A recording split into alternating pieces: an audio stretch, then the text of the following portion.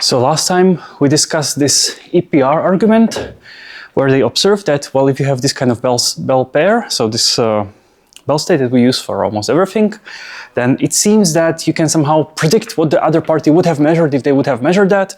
But if they measure something different, we can get information about two measurements at the same time. And from this we concluded that it looks like that maybe the particles actually agreed beforehand on what are going to be the outcomes of the measurements. Okay, so today we're going to dive deep into that. We're going to think about how to model this, how to write this down mathematically, and whether it can or cannot be true.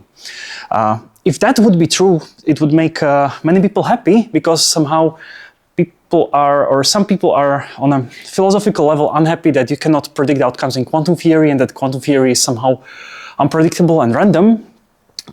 So if this would be true, many people would be happy. But if it turns out to be not true, then many people would be confused or sad. Also, the philosophical consequences of this are, I'll leave them to your own ideas, because the philosophical consequences are more of a religion than mathematics, so you're free to pick your own religion. But now we want to look at what the math and what the theory tells us. So the first question is that we have the situation and we assume that, okay, maybe it's the case. When we create an entangled state of two particles, they're not actually entangled, but they just exchange some kind of classical information about what's going to happen in all possible measurements. And then when we measure them, they just look at this information up and answer according to the pre-made agreement. So how would we model this? How would we write this down in equations? Because I think on a philosophical or intuitive level this is clear, but the question is like how now to express this in equations so that we can work with it in theory. So any ideas? Okay, so we actually already saw this situation where we said like, this looks like two particles just exchanging classical information, or we had these states of two particles where we said like, these are the states that we can prepare just by Alice and Bob talking to each other and doing some local operations based on that. So of course this talking can happen somehow locally, and then we separate the particles. So this would be entanglement or separability. And to remind you, we said that the state is separable if it had this kind of decomposition.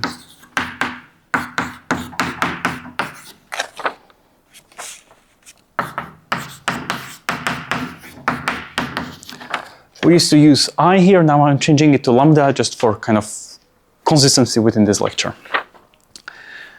And this lambda, this is the classical information or the classical messages that Alice and Bob would exchange, and then they would prepare these states based on this probability that they can pre-share before the protocol or talk about it during the protocol. And this would be a separable state, which we argued that this is somehow completely classical and does not have any non-local quantum properties. So now, these are of course quantum states, and now the thing is that in this type of experiments, what we want is that we want to replace these states by probabilities of measurement, so conditional probabilities of measurement outcomes.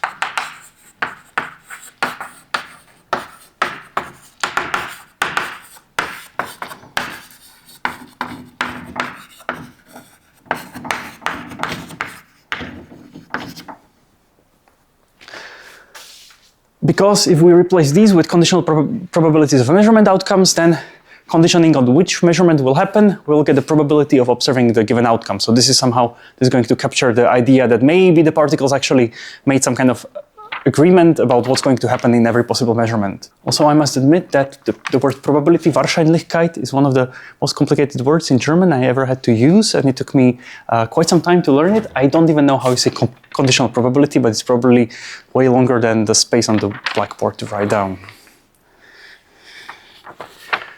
But so what we are going to do is that we are going to replace these with conditional probabilities of the form PA given X lambda and PB given Y lambda. So what's going on here is that this is the measurement outcome,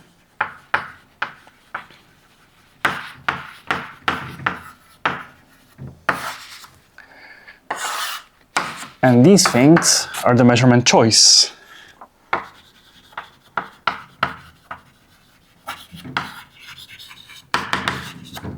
and lambda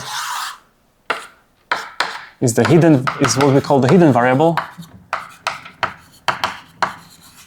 So this is the hidden variable is the classical information that the particles exchanged when the entangled state of two particles was created. They of course could have done it with some kind of probability p lambda, but that's going to come in. Now this A tells you like to what measurement outcome this number refers to, and this X tells you to which measurement choice. Now the choice of measurement just tells you which P of EM are we going to measure. Okay, so this can be a finite set or infinite set. Also the outcomes can be finite or infinite, but usually finite. Now of course there's one thing that's somehow practical but deeply unsatisfying, is that this number can be completely different from this number, and in equations we usually distinguish between the two by the arguments. So it's something like having two functions and just distinguishing them by two arguments. For example, saying that something like f of x is x squared, but f of y is square root of y. This is of course mathematically completely insane, and in this kind of things that we're going to do today is done on a daily basis and all the time. Okay, so somehow please pay attention to the arguments. They somehow distinguish different functions or different numbers. It's easy to get confused here, and you should somehow try to maybe, you can also add indices here if that helps, or be more explicit about it. This becomes extremely problematic if you are going to somehow replace A and X with some kind of concrete measurement outcome and measurement choice, because then it's really hard to tell whether we have this one or this one, you know? Like if I would then, for example, say here that f of 2 is 4, but also f of 2 is square root of 2, then this is completely not clear which f that is. So then, what we're going to do is that we're going to say that, well, if it is the case that the particles pre-shared some classical information and are just sampling according to this, that just means that this object, what we have here, that we get when Alice and Bob measure their parts of the entangled state, must be of this form.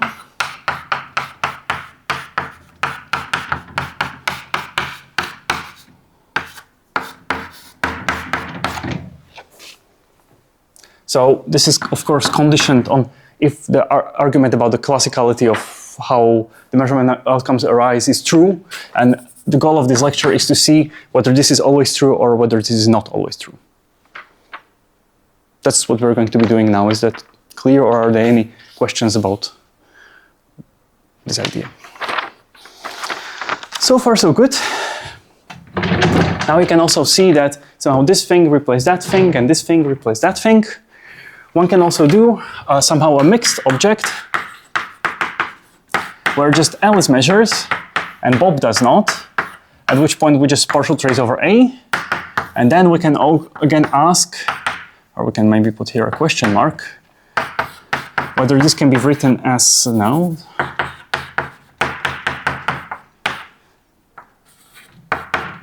In this form. And this idea is also will be investigated, and this is what we call usually the steering scenarios or semi-device independent things, semi-device independent scenarios, and they also play a role in quantum information and are used for some kind of protocols. So how do we prove or disprove that these conditional probabilities in quantum theory have or do not have this type of model, or can be written or cannot be written as such? Of course, I have to mention, since these are probabilities, we always have to have that this is positive and that sum over A, P, A given x lambda is equal to 1. So they are valid conditional probability distributions. Again, if you drop the positivity, I already told you that in the entanglement, if you drop the positivity constraints, it becomes trivial. Here also, if you drop the positivity constraints, you can always write something like this down. So maybe before I tell you how to solve this, we should look more at the properties of these objects so that we know what to expect and we know what to look for. And for that, since this is a very long expression, it's very nice to somehow write it down in a more compact way. And we're going to be using this kind of formulation that P of AB given xy is going to be that thing.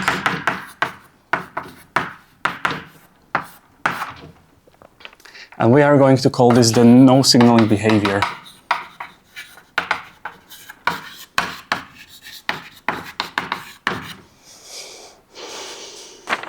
Now, why do I call this no signaling? It's something we already had before, is that because by measuring an entangled state, you cannot send information to the other party. What this transforms here is into the conditions that if you sum this over A, this P AB given X, Y, now this is the same as summing over A prime, the P A prime B given X prime Y, and this has to hold for all X and X prime. So if you somehow sum over all of the outcomes of Alice, then it doesn't really matter for which measurement you do that, you always get some kind of well-defined conditional probability on Bob.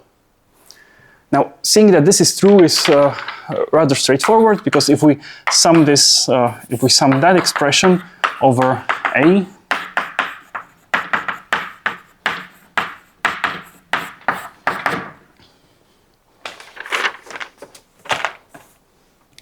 the sum will just go to this P of EM, and we just get trace of rho A B identity on A times NBY, which again, by the definition of partial trace, is nothing else than the trace of partial trace of rho AB and BY. So this sum clearly does not depend on value of X, which just means that this non-signaling condition holds. Of course, the same thing must be true for symmetrically for the other party, and we must have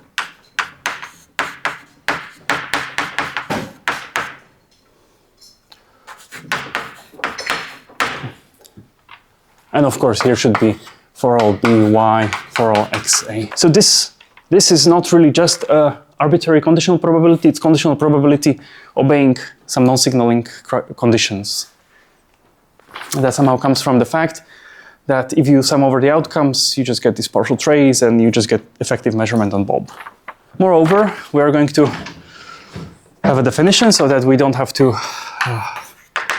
repeat stuff too much. And we say that if we have PAB given XY having this type of decomposition that we want to know whether there always exists or not.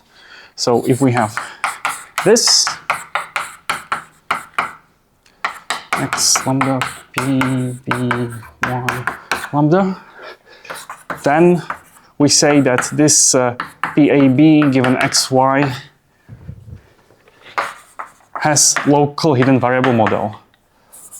Local hidden variable or LHV model. So now if I'll say that this has LHV, it just means this equation holds. If I say it does not have LHV, it just means this cannot hold. So it's somehow the same as, or you can see this as some kind of, something like separability. And in fact, if you would be looking at this very mathematically, you can, in some kind of very generalized mathematical framework, see this as a form of separability for these non-signaling behaviors. Now, surely, for some trivial cases, this will always have the local hidden variable model, right? Like, for example, if I assume that this state is just product of two operators, so if this is a product state, then the trace separates itself into two smaller traces on Alice and Bob, which basically means that Alice just prepared the particle and measured something, Bob prepared the particle and measured something, they never interacted, so somehow one would expect to get this type of model. We can formalize this intuition in a lemma, saying that if rho AB is separable,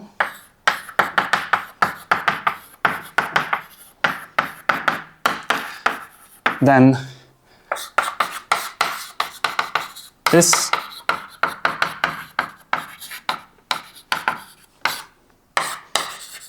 has local hidden variable model. And it does not even depend on the measurements. How would you prove that? I would start by substituting our general separable state to trace.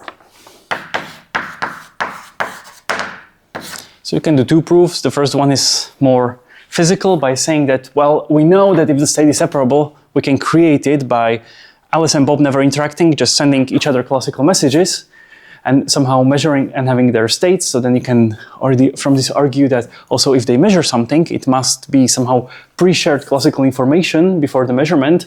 And from that, one can write down the local hidden variable model, or one can go the proper mathematical route and say that, well, if the state is separable, then then we can substitute the definition of separable state here. We just get sum over lambda, p over lambda, and here we get sigma lambda a, ma given x, and trace omega lambda b, and b given y, where we have just substituted this in and realized that if you have a trace of a product of two operators, that's the product of their traces. Now, all that remains to argue is that this is the px given lambda, and this is the p of b given y lambda that we are looking for. So what you need to prove now is that this is always positive and that they sum up to 1 if you sum over a. Why is this positive? Because both sigma and time are positive. Yes, again, the same basic principle. If you have two positive semi-definite operators and you multiply them in a trace, it's always going to be positive semi-definite. So from that we get that this is always positive semi-definite. The sum over a would act only on the p of em. You would get identity, so we just get the trace of sigma lambda here. But sigma lambda, by the definition of separability, is a quantum state, so that would give you 1. So if we would have the sum over a, p of a given x lambda, this is nothing else than trace of sigma lambda a, and the trace of density matrix is always 1. Good.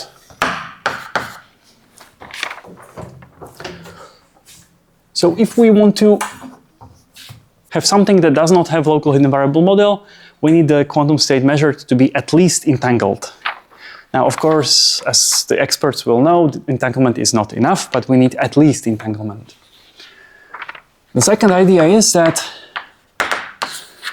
well, there's also measurements that are occurring in this expression, and maybe it's important that we have 2 or more measurements, because somehow clearly if there would be only one measurement always considered here, then the particles can somehow always know what the outcome of the measurement will be, or they can somehow determine the probabilities in advance because they know what measurement you will make because there's only one measurement to do.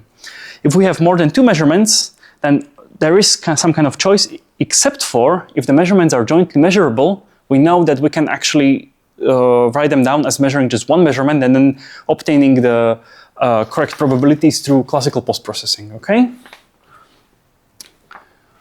And from this you can again somehow get an intuition that, well, maybe if one of these sets of P of EMs is jointly measurable, then then this will have a local hidden variable model. So now we can also prove that. We can say that if MAX are jointly measurable, which just means that this can be written as sum over some lambda, P of A given X lambda, G lambda, where this is a P of EM. This is the definition from last week. Then this trace, rho A, B, and this thing has local hidden variable model. Now, I'm of course proving this only for the case of the Alice's measurements being jointly measurable. If we prove this, then it's very easy to persuade yourself that the same would hold for Bob's measurements. Moreover, it's sufficient, as we will show, it's sufficient that one of these is jointly measurable, not both of them. Okay, so Bob can be doing his hardest measuring as incompatible measurements as he can, but if Alice measures something that's compatible or jointly measurable, we will always have local hidden variable model.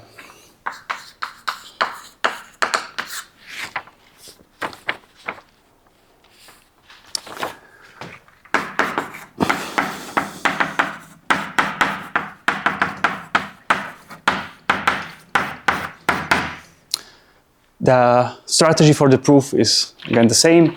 We have a clear assumption, so we're going to use it and just plug it in, pull all of the numbers out of the trace.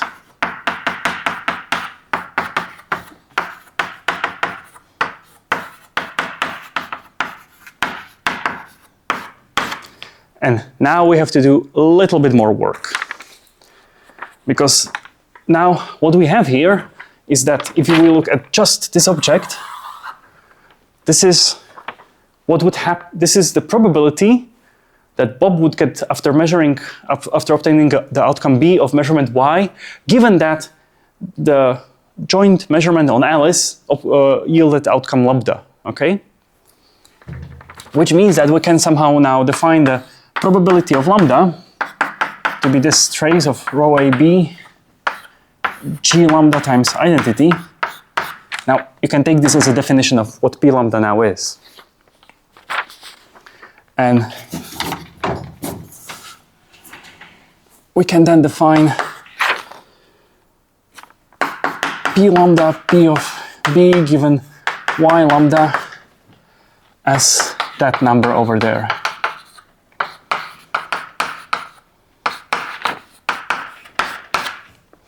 Now, why am I doing this in this way? So far, this of course defines the P of B given Y lambda. Why am I doing this like this? Could I define P of B given lambda just to be this thing? So, if we for now assume that I would define this P of B given Y lambda as such, if you sum over B, this becomes identity, and you get this kind of expression.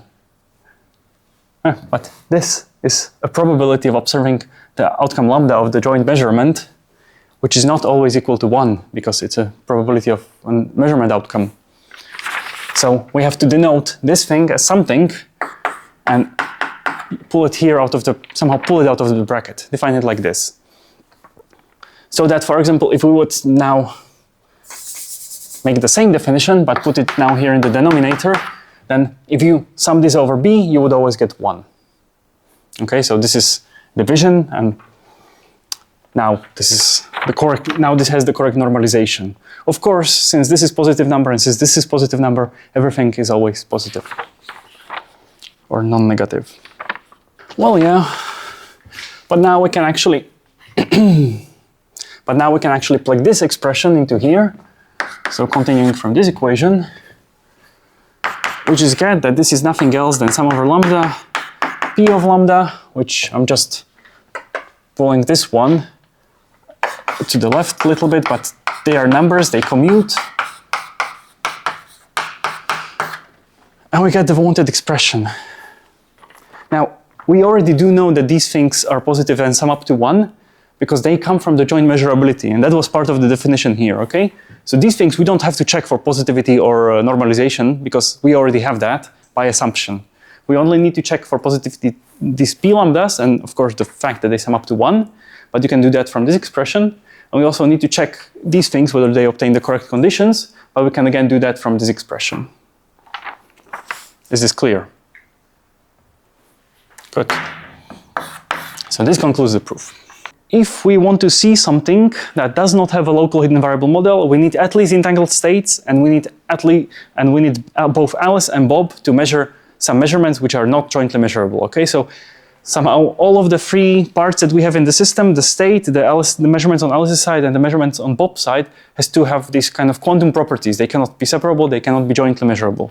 Before we proceed with how to somehow tackle the problem of whether the local hidden variable model always exists, we should maybe indulge ourselves in looking at these kind of expression for a little while, since they also play a role in quantum information and are used in protocols.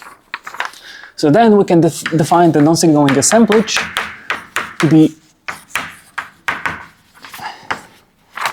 and now I want to be consistent with that.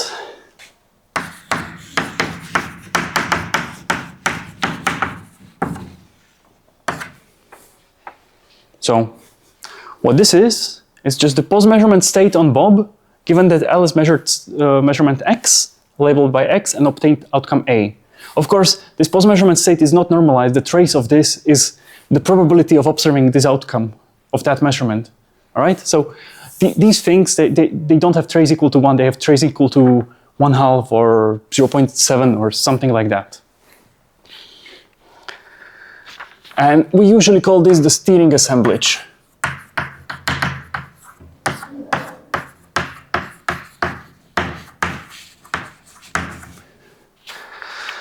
Now, it is non-signaling in the sense that if you sum over A, the sigma A given X, then you get the same thing as if you would sum over A prime with some X prime for all X prime. And the non-signaling condition is easy to observe. You just sum here, get the identity, and just get a partial trace. Also, from this you can easily derive that this sum actually is a quantum state that has trace equal to 1, because this is something like the average state that Bob gets after Alice measures. So this is the state that Bob effectively has before he knows the outcome of Alice's measurement, because it sums up over all of the possibilities. Okay. And we can, again, go this way, and we can say that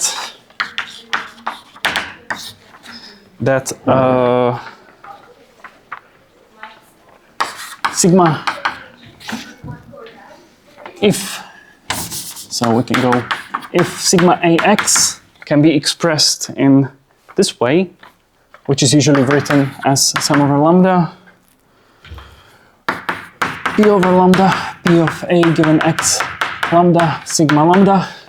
Again, you have to be, the notation is now very skewed because we are using sigma A given X to denote the assemblage, but sigma lambda is going to be completely different quantum state. They're both sigmas, and the difference is by the indices they have. This is mainly used to save up on letters, because if you're doing longer calculations, you tend to run out of letters, or Greek letters, then you switch to Latin letters, then you switch to, I don't know, other like symbols, emojis, and stuff like that. Matter of fact, I think I once read a paper where they started using emojis, or like these hearts and stars and crosses and things in equations, just because it was becoming a mess. So it's good to save up on letters, especially if this is somehow common notation. So if it's of this form, we say that it has local hidden state model.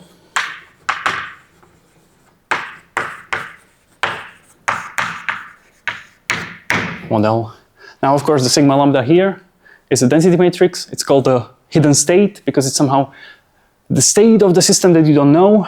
Here, the lambda is called a hidden variable because it's somehow the classical variable that the particles share that you don't know, or maybe would like to know or would like to work with. And now we can prove the somehow analogical lemmas.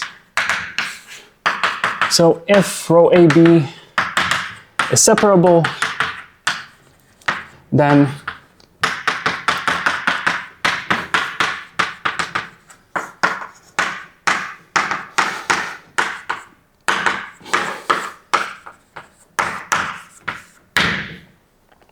the proof is almost identical to this proof, except for you just measure on one particle.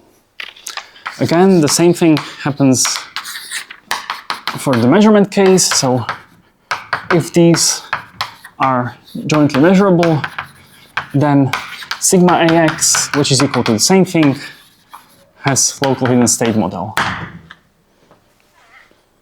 And again, the proof is almost the same as here, except for you just measure on one party. The somehow non-uniqueness in notation now is whether you want to write this probability here explicitly, or whether you somehow merge these two things together and call all of this sigma lambda. Okay, I'm going to put in a tilde just not to be that confusing. Both things are used, so if you're reading some kind of paper, you can either determine this from the context. So if there's a probability, then usually this has trace equals to 1. If there's not a probability, then this has trace of p lambda. Okay, just make sure you know which notation the people writing the paper are using, or if you will be writing a paper about this, please be consistent with your notation and maybe clearly state it at the beginning of your paper or in the introduction or whenever you start using this. I mean, really, please do. It's sometimes really hard to have to reverse engineer people's definitions from how they use them, how they use stuff in the papers, especially if somehow there's two ways to do it which occur with non-zero probabilities both. Okay, now here's an interesting thing. These steering assemblages and these non-signaling behaviors, where do I have one? All these ones, they somehow interact with each other or talk to each other. because we can do the following trick. If we have this kind of thing, trace row AB, MA given X times NB given Y, what we can do is write this as a product of two operators.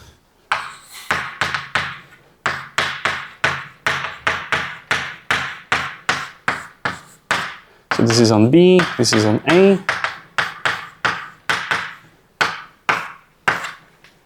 Okay. So what I just did is expand the tensor product into product of two tensor factors. Of course, if you multiply this, you multiply the first one with the first one, the second one with the second one, you get exactly that. Well, yeah, but now we can actually use the, we can actually now say that here we have this, we can now say that here we have this partial trace over A, or this identity A. So we can use the second definition of the partial trace that we have to just say that, well, this is, by that definition, nothing else than the trace of the partial trace over A of row A, B, MA given X times identity on B, and here we get this NB given Y. And now, this is exactly what we have up there.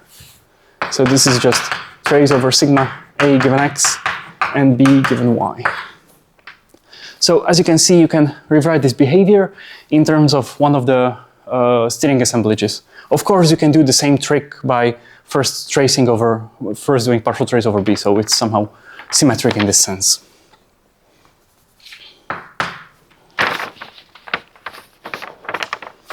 So from this now, the question is, if we know that the steering assemblage has local hidden state model, will or will not the non-signaling behavior have local hidden variable model? Well, we saw that if the state is separable, then it does have that. And here, if the state is separable, then it does have a local hidden state model, so that would be consistent. If these measurements are jointly measurable, then it has local hidden variable model. And if the measurements inside here are jointly measurable, then it has local hidden state model, so it looks consistent. And so far, the only thing that we know about steering assemblages is that they may have local hidden state model, so this should be seen as a natural question, maybe, to investigate. And, well, what we can do is that we can actually just plug it in. So, as in there, we have this expression, and now if we assume that it has local hidden state model, so this is an assumption that we're making.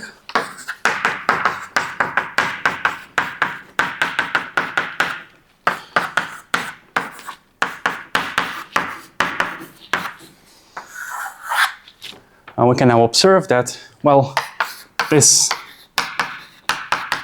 is a valid conditional probability distribution. Which is not really surprising, because a conditional probability distribution is what you get if you measure a quantum state by one of many measurements depending on the measurement choice.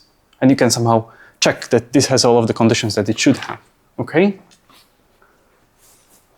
So if this thing has a local hidden state model, then the whole thing has a local hidden variable model. We should, of course, write this down as a lemma.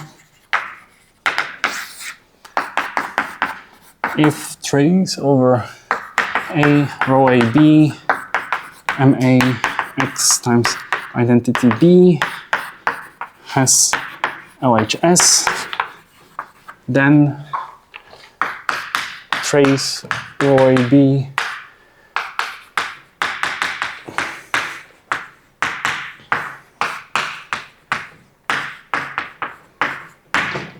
has local hidden variable model. As a side note, here you might, like, if you would be thinking about what it means for an assemblage to have local hidden variable model, you might realize that this already looks kind of similar to the definition of joint measurability, which was here. And in fact, this is the case, and there was a recent paper 10 years ago-ish that somehow the existence of a local hidden state model for assemblages is an equivalent problem to joint measurability of measurements, because it has the same mathematical structure. So all of these things that we are doing are somehow vaguely related, and there's way more connections than between all of these concepts that were investigated, and we're now just somehow going through one path, but there's like many meandering things that one can investigate, and a lot of them have been investigated. So what is the conclusion from all of this? We still don't know whether all of these things have local hidden variable models. But we know that if the state is separable, then we are going to have local hidden variable model. We know that if one of the measurements is jointly measurable, there is going to be a local hidden variable model. We even know that if this assemblage that we get like inside of that has local hidden state model, then it is going to be then the whole thing is going to have local hidden variable model. So what we now want to do is we want to see whether all of these things that we can have in quantum theory, these non-signaling behaviors, do or do not have local hidden variable models. If all of them do have local hidden variable models, then it's quite likely that maybe all of the steering assemblages also have local hidden state models. If there exists something here that doesn't have a local hidden variable model, there must also exist a steering assemblage that doesn't have local hidden variable model. So now we want to determine this. And to do so, we will use Bell inequalities. And the idea is very similar to entanglement witnesses. Do you remember entanglement witnesses? At least the vague idea. An entanglement witness W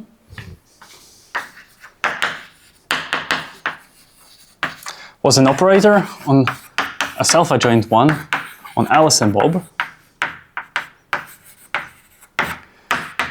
such that the trace of W against something like sigma A times omega B was always positive semi-definite for sigma A and omega B being density matrices. How did this help us to prove that something is entangled? Yes? It's sometimes not positive if we measured on an entangled state. Exactly. There was exactly one idea behind all of the entanglement detection criteria, is that you prove that something holds for all product states and by convexity for all separable states, and then if it doesn't hold for an arbitrary state, it must be because the state is entangled. Okay, so if we then have a state rho AB such that this is strictly less than 0, then rho AB is entangled.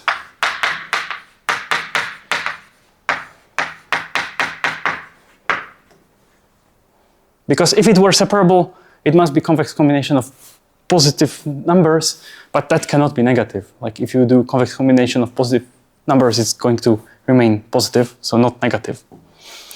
So using this idea, we're going to essentially do the same thing. Of course, I'm now presenting this in a little bit ahistoric settings, because somehow the idea of Bell inequalities, I don't know if it was directly inspired by entanglement witnesses or even if Bell was aware of those things. But I would say it makes for a better story to understand. So what we will now say is that we are going to look at Bell inequalities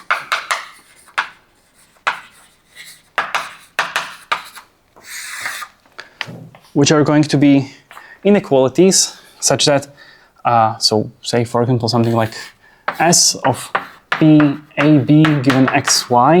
Now I'm abusing the notation even more because now this should not be seen as a single number, but it should be seen as a set of all of the numbers labeled by A, B, X, Y. But these set brackets are almost never written around that.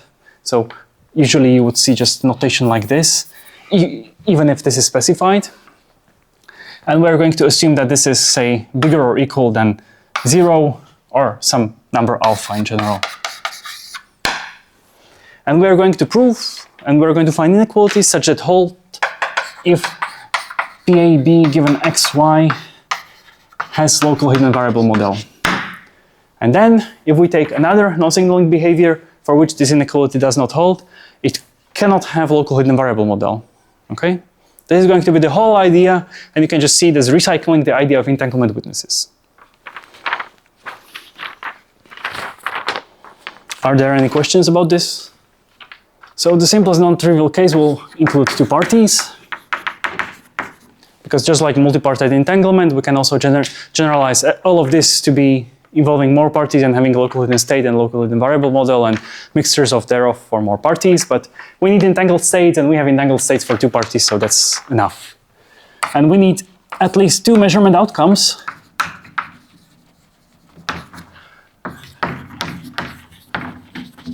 because measurements with single outcome do exist, and they always just tell you yes. Or like if you have 1 outcome, it all has to occur with probability 1 and doesn't tell you anything about your system. It just somehow blinks always.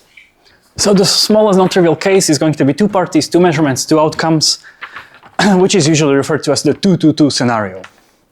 We're going to have the non-single link probability distribution like this, but now A, B, X, Y are either going to be 0 and 1.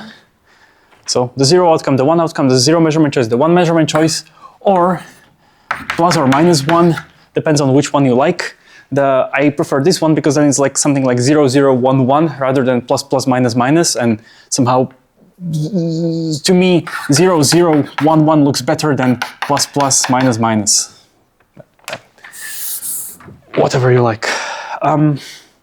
Now, an important thing is that once we have this thing, we can also express it in a different basis. This is going to be marginally useful for the later inequality that we will write down, which is going to be the CHSH or Clauser-Horne-Shimony-Holt inequality. But it's something good to know if you ever encounter it in research. And that's, instead of this, we can equivalently use the following notation, that we can define this AX to be sum over B of P0B given xy minus P1B given xy, which is a number from -1 to 1, and By, which is the same idea but the other way around.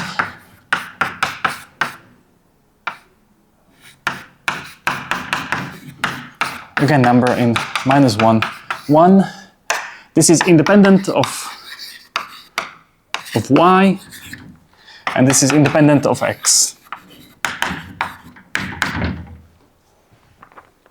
So far please take these as definitions.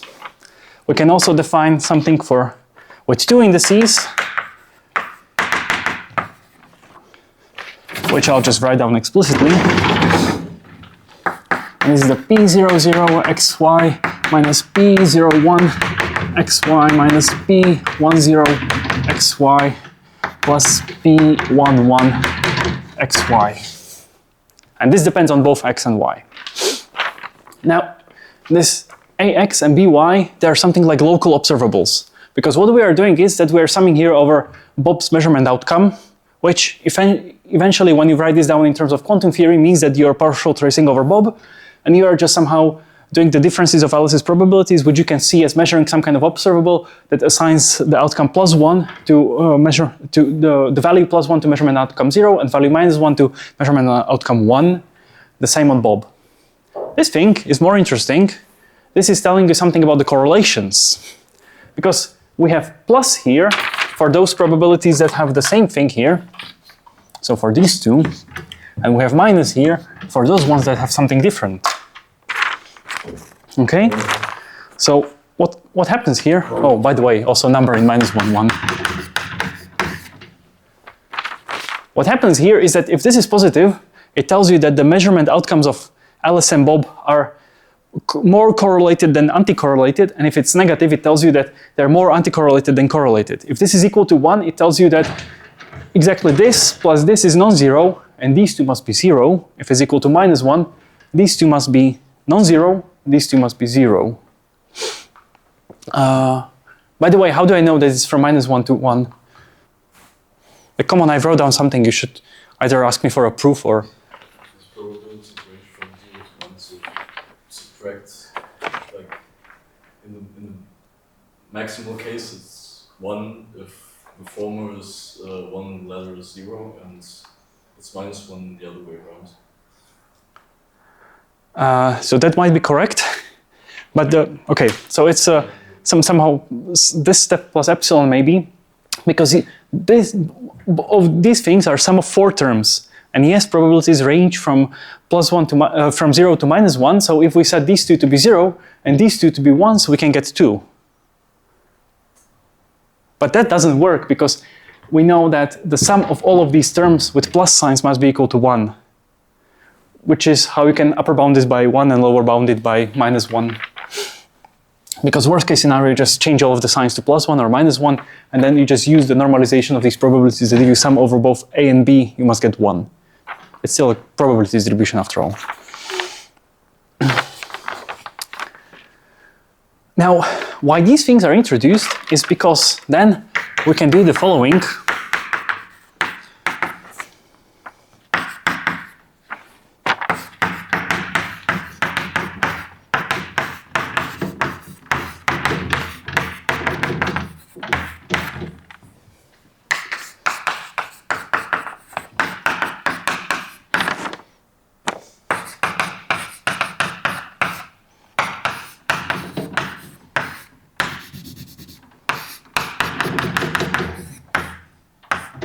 Don't forget about this sign change if you ever end up using this.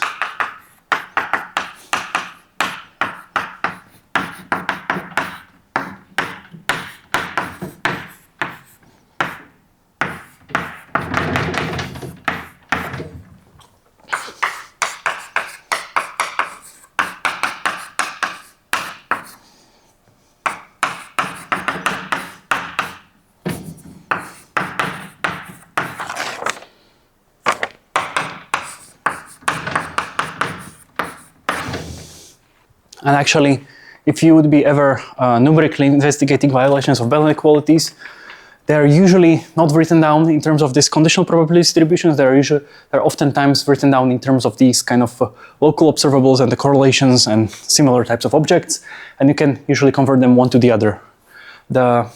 Why this is good is because this thing has to be non-signaling, so there's like not all of the numbers that we have here are independent. But when you start writing them like this, you start getting rid of some of the degrees of freedom, or it's a kind of somehow you implement the non-signaling condition by default. Because for example here, the non-signaling would mean that if I sum up these two things and these two things, I get the same thing. But if I sum up these two things, then I only get 1 plus AX.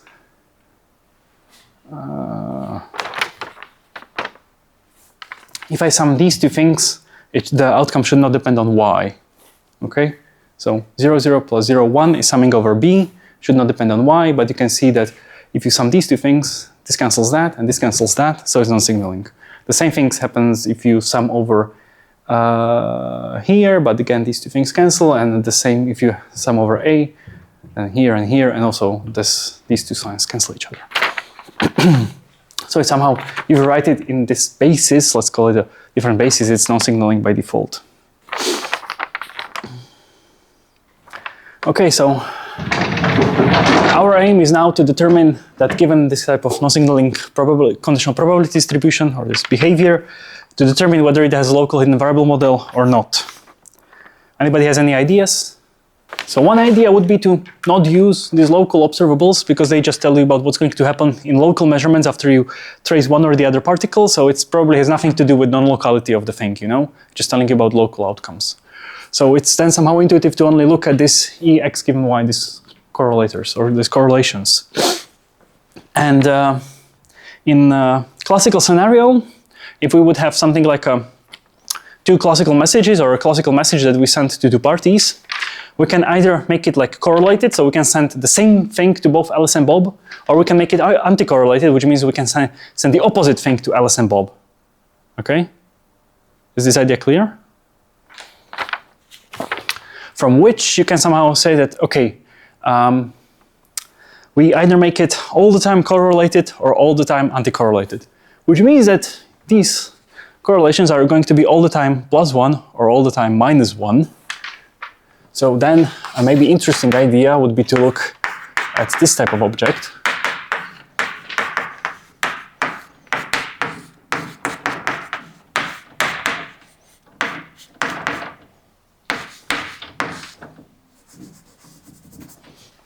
Which, if the messages that we send out are correlated, it's going to give you +1, +1, +1, -1, so +2.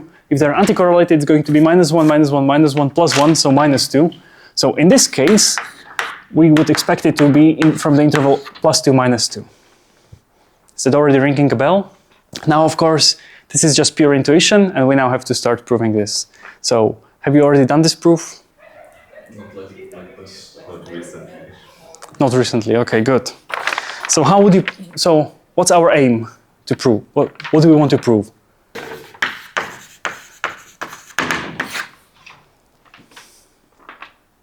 We want to obtain an inequality which we can disprove if we have hidden variables. Yes. But to be more specific, we want to prove that, based on this intuition, that if this has a local hidden variable model, then the corresponding S is at -2, 2. So it's lower bounded and upper bounded by 2, or the absolute value is less than 2. Okay. So, oh, by the way, one interesting thing is that why do we do this like this? Because if you would put 2 minus signs, it would become trivial, because at that point somehow what we are doing here is that the particles in principle, like particle A does not know whether it's, if measurement 1 is measured, it doesn't know what the other particle will be measured on. Or it doesn't know in which basis will the other particle be measured, so it doesn't know if it's here or here, you know. So that's why there's only 1 minus sign, because somehow then you can cheat this only if you know both of the measurement settings. So somehow, if you would do this with 2 minus signs, it would completely fail. So how to do this? It's unsurprisingly the same idea again. Plug the local hidden variable model into all of these expressions and play with it. So if this has local hidden variable model, then this can be expressed, well, in general, we can write it as follows.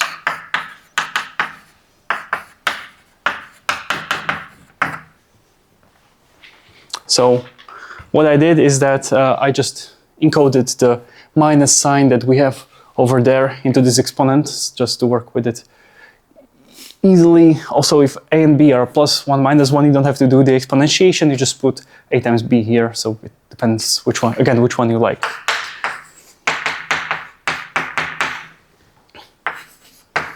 Plugging in the local hidden variable model.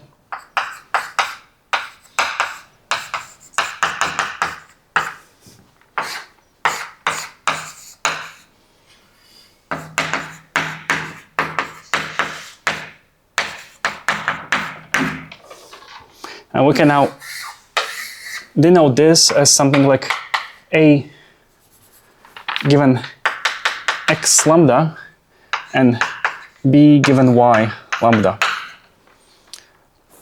So what these are, so I argued up there that this ax and by are something like local observables with eigenvalues or with values +1 and -1 assigned to the measurement outcomes. What these things are is that they're local observables because they're summed locally over Alice and Bob, where you assign value +1 to the outcome 0, -1 to the outcome 1, except for now they depend on lambda, because now this would tell you what would be the value of this observable given the concrete value of the hidden variable lambda. Now, this hidden variable is again something we don't know. This is something that nature is trying to hide from us, if it exists. But still we can talk about what would be the value of the observable if that would be the case. And of course here the manipulation is trivial, you just push this sum into the sum over the lambda. So then it will probably not surprise you that this sum will be something like this.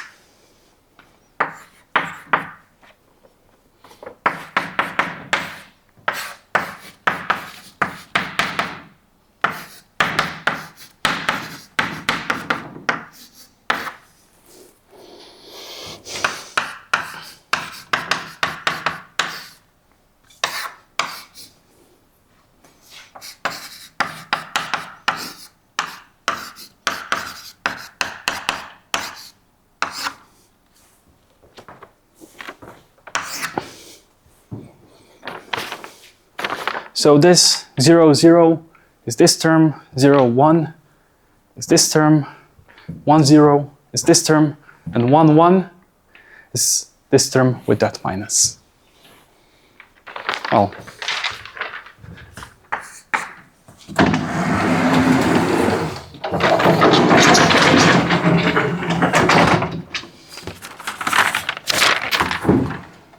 now, this is a number from +1 to -1, and this is the number from +1 to -1. So what you're going to get here at best is that this is going to have the same sign as whatever you have in the bracket, and it's going to make it into the absolute value of that. So this is going to be upper bounded by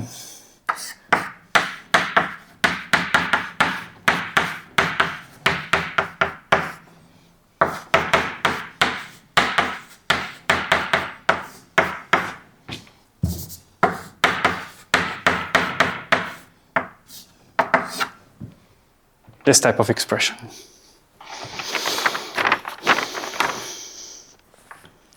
Now, we conclude the argument by saying that whatever you have inside of here must be less than 2. This is the thing that usually people don't remember explicitly how to do, and if you start squeezing the students at like an oral exam, they start panicking because the steps are, while not very hard, they are also like not just, you know, that straightforward. That one should be a plus, right? What? The left side should Yep, thanks. So, how to do this? There's like many ways. Some people just tell you that, well, we can probably assume that the observables have sharp values on the local hidden variable, so this is either +1 or -1, and this is either +1 or -1, which means we have like 4 cases. We can have plus plus and plus plus, at which point this cancels and this gives you 2, and we have like plus minus, when this cancels, plus minus, this gives you 2, and the other 2 cases are similar, which is of course not true because we don't know whether this has sharp values +1, -1. More involved proof would be to say that, okay, without loss of generality, we can, for example, say that the absolute value of the 0 thing here is going to be bigger than the absolute value of the 1 here. If not, you should just somehow relabel everything in the following proof.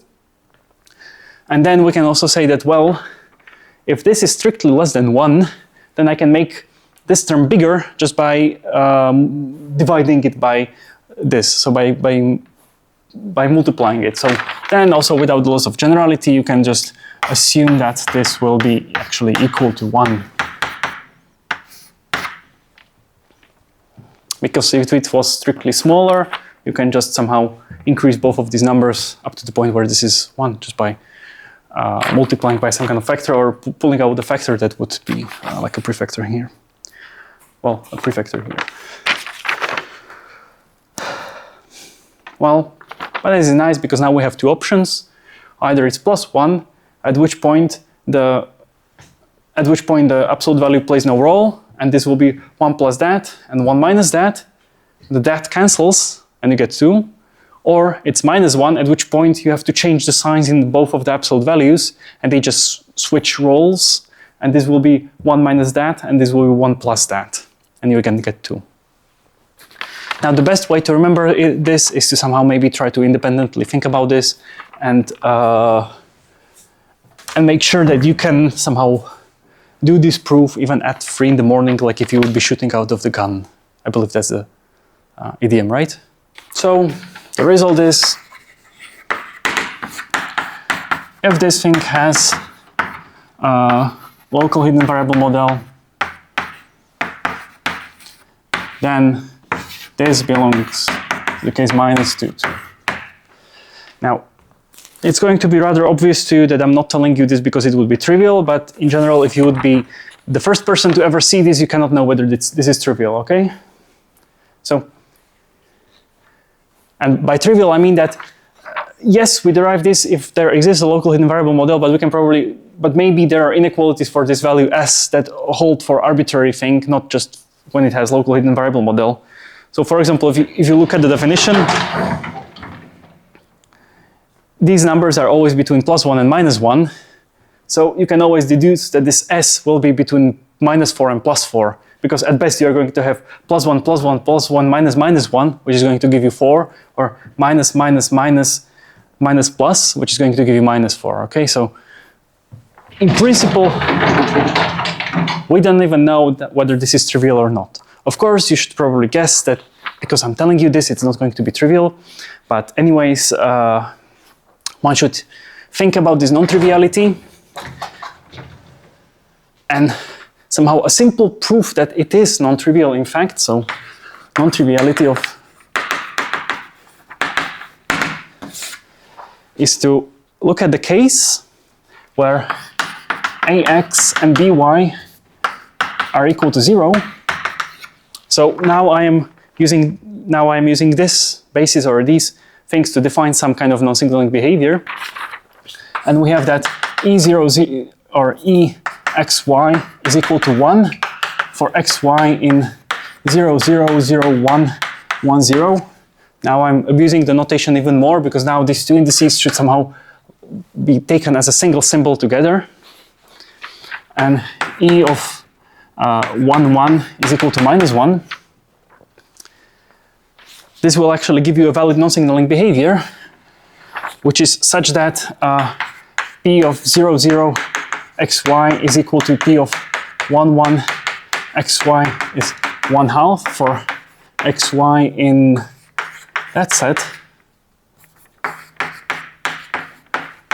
and p of 0, 1, 1, 1 is equal to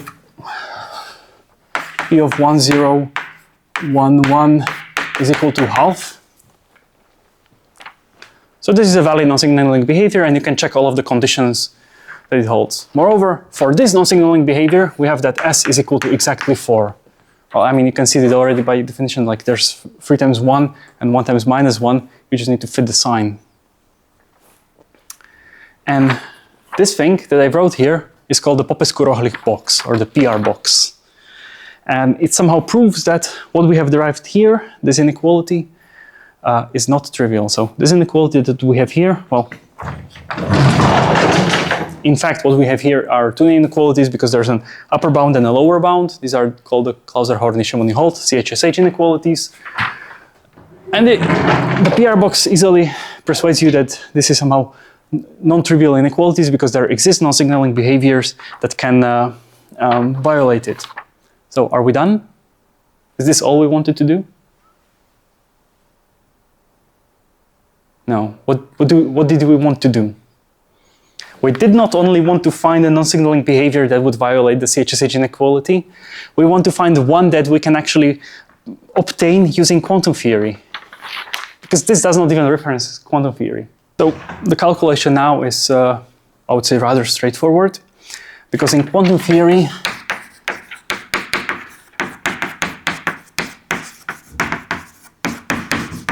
we have this thing.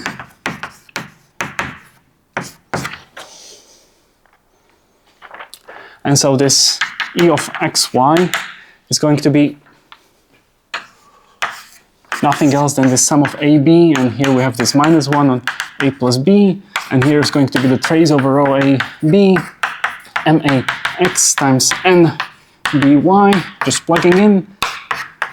And the nice thing is that now we can put these sums here inside the tensor products, and we get something like this.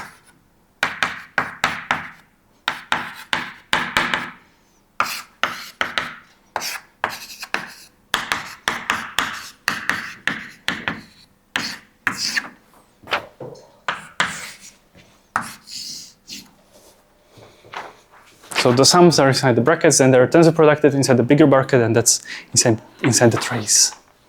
Okay, now we can call this AX and BY, and now these are operators.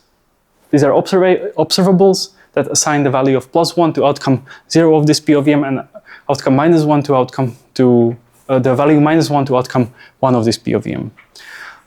If these P of M's are projection valued measures, so PVMs, this will be exactly observables with eigenvalues +1, -1. If they're general P of M's, they're going to be, the spectrum is going to be subset of -1 +1.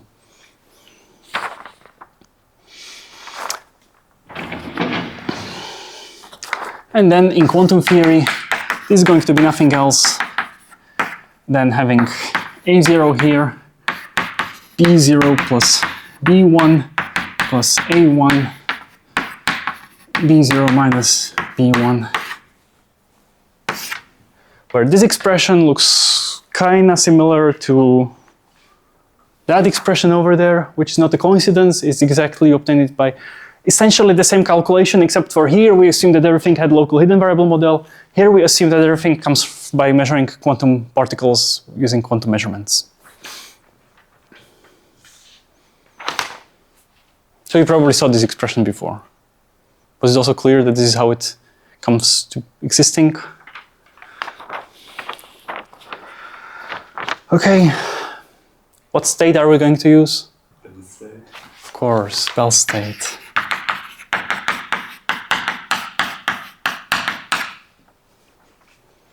Now, do you remember this trick that if we have identity times B on the Bell state, that's the same as B transpose times identity on the Bell state? So we're going to get 1/2 for the normalization of the Bell state, the 1 over dimension. Oh, by the way, qubits. So this is the 1 over dimension coming from Bell state. And then inside of this trace, we get that we will somehow shift these B's to the same party as A's. So instead of the tensor product, we are going to get operator product, but this is going to be transposed. Yes, so we get A0, B0 plus B1 transposed plus A1, B0 minus B1 transposed. Now, this is only trace over Alice's system because then we had something like identity on Bob, and we can also, by the definition of partial trace, we can just partial trace the Bell state that we have here, and that becomes just a completely mixed state. This is where the 1/2 comes from. This is the same calculation as we have already done like maybe 4 times, so maybe you can take it as an exercise if it's not completely obvious how to do it. And now we just need to do a smart choice of these observables, and now we can choose them in such a way that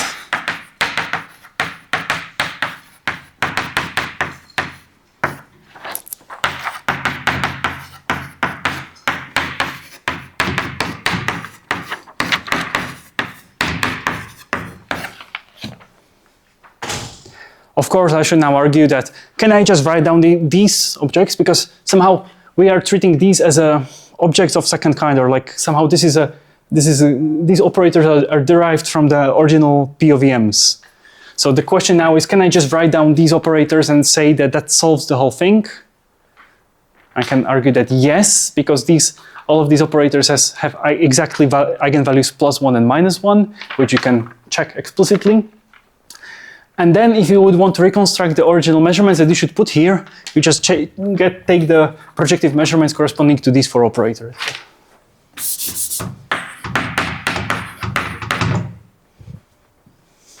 You should tell something. Tell me something. I wanted to finish practicing. Okay.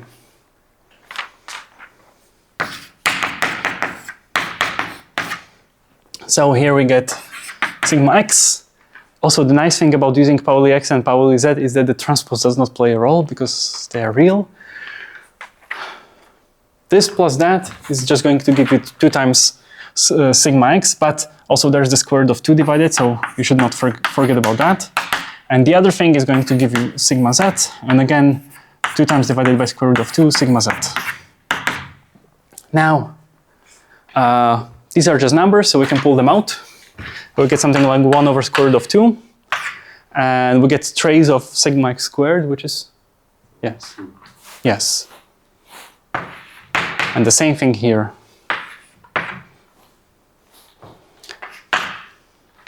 And so we get 2 times square root of 2, because it's 4 divided by square root of 2. Well, yeah, but this is actually strictly bigger than 2, because square root of 2 is strictly bigger than 1. So yay! Quantum theory violates the CHSH inequality. Now, we should now take this result and somehow unpack it in the light of everything we've done before. So quantum theory violates CHSH inequality, which means that if Alice and Bob would measure the projection valued measures corresponding to these four operators, the resulting non-signaling behavior, that would be here, would not have local hidden variable model. Which means that when the particles when this state, the Bell state, was prepared, the particles could not have exchanged classical information about what they will do in case they're measured in this or that basis, because if that would be the case, there would be a local hidden variable model, and this wouldn't be true. So there's no hidden variable models. The particles cannot just agree when the entangled state is created on what will be the outcomes of measurements. So, which somehow philosophically tells you that that's just not the case. But the important thing is that this shows you that actually even the particles don't know what will be the outcome of measurements. Actually, nobody knows. Well, of course, unless we have something like superdeterminism or many worlds or those things. But in principle, nobody knows the outcomes of these measurements, which is kind of good if you want to generate random numbers, and even better if you want to generate random numbers between Alice and Bob such that nobody else knows these random numbers because you want to use them for cryptography. This is the starting idea of quantum key distribution, or in this case it would be device-independent quantum key distribution. But roughly speaking, this is the idea there, that even the particles don't know what will be the outcome of measurement, so nobody knows. So if we get something, nobody can predict it, and we have like good random numbers to, encrypt the stuff we are sending to each other. Now, finally, the question is whether we can do better, because yeah, we got 2 times square root of 2, which is like 2.8, but I showed you that you can get s equals to 4. Now, in practice, you want to have as high violation of your Bell inequalities as possible, because if you start making this in practice, your states are not going to be perfect, your measurements are not going to be perfect, the detectors do not click always, and so this is somehow, all of these errors are going to be diminishing the violation that you get and can actually push you towards the region where you actually have a local hidden variable model for what you're doing. So we want to push this number as high as we can. Now the question is, how high can we push it? This is called the Zittelson bound.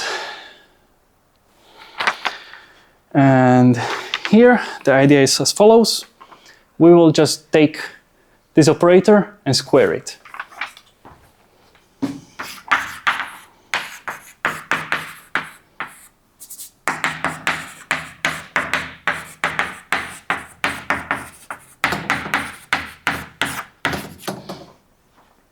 All right.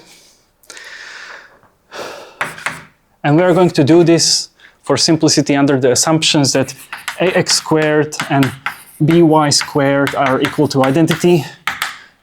If that's not the case, or if they don't have eigenvalues +1 and -1, but something like 0.7 and -0.5 or whatever, you're just going to get something less. So it's just going to push you down, and you can investigate the general case later.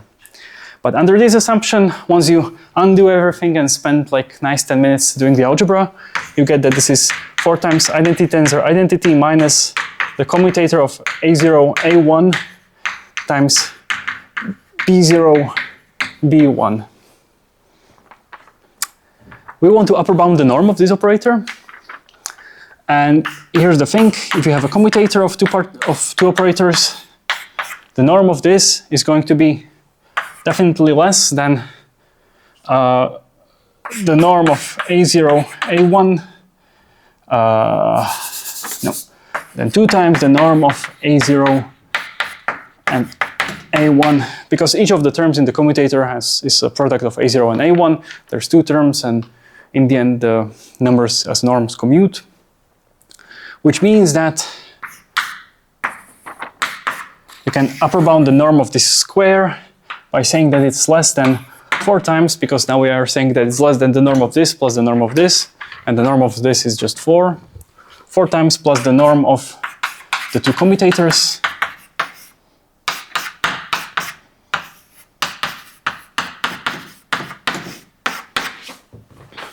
Upper bound each of them by 2, and you get that this is less than 8.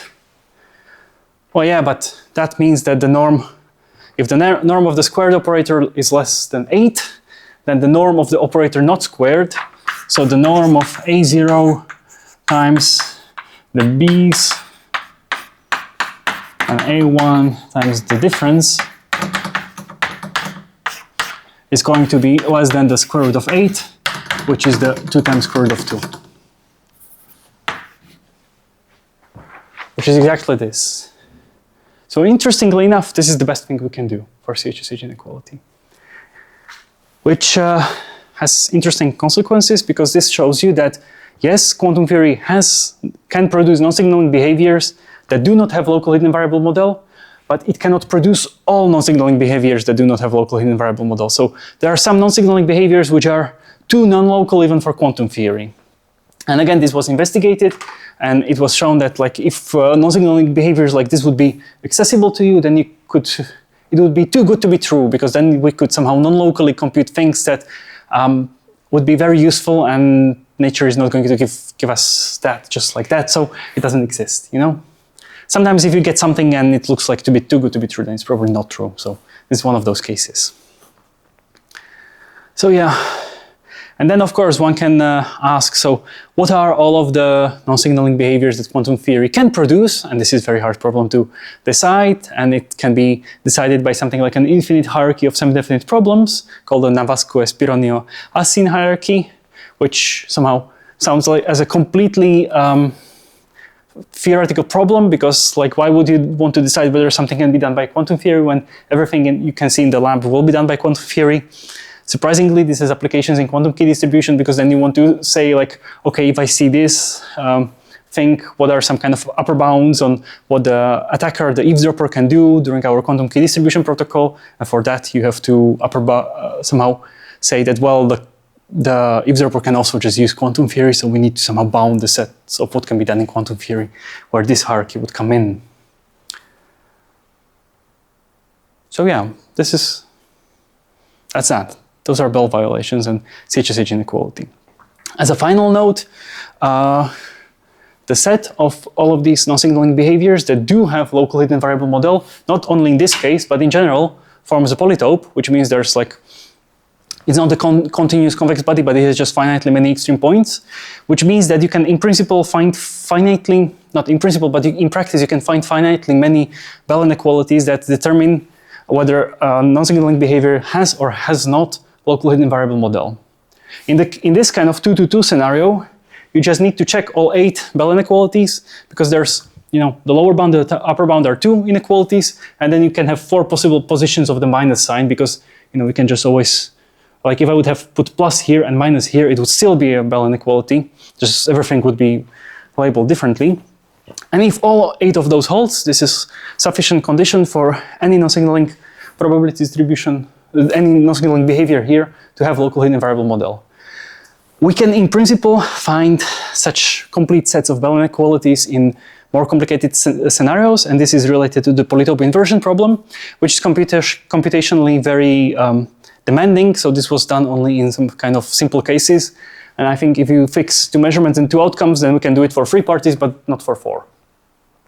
So while there would be something like finitely many Bell inequalities, this is known only in some cases, and you can find databases of those ones that are known online, in case you would be ever needing that in your research.